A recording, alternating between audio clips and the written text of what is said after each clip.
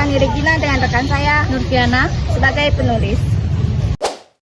Saya Laila Tujuvia sebagai presentasi.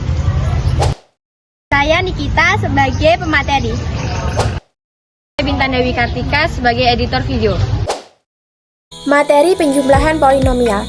Penjumlahan polinomial adalah proses menggabungkan dua atau lebih polinomial dengan menjumlahkan suku-suku yang memiliki variabel dan pangkat yang sama dalam polinomial. Suku-suku yang sejenis adalah suku-suku yang memiliki variabel dengan pangkat yang sama sehingga kita bisa menjumlahkannya.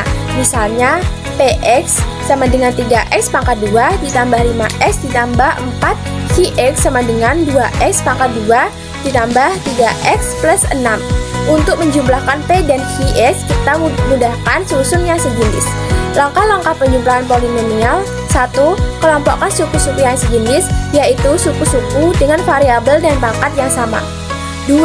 Jumlahkan koefisien dari suku-suku yang sejenis. Di sini ada contoh soal, yaitu contoh soal yang pertama membahas tentang hitung hasil penjumlahan dari polinomial.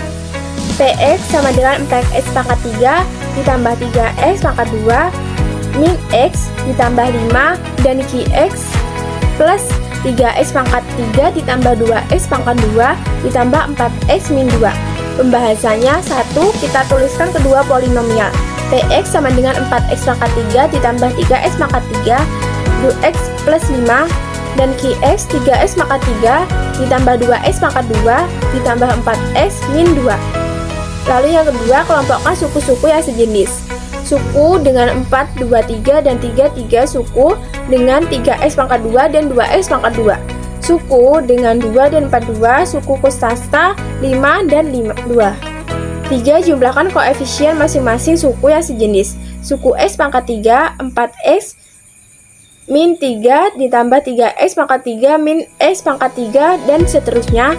Lalu suku konstantanya yaitu 52 pangkat 3. 4. Hasil penjumlahannya yaitu x pangkat 3 ditambah 5x pangkat 2 ditambah 3x plus 3. Langkah-langkah penjumlahan polinomial.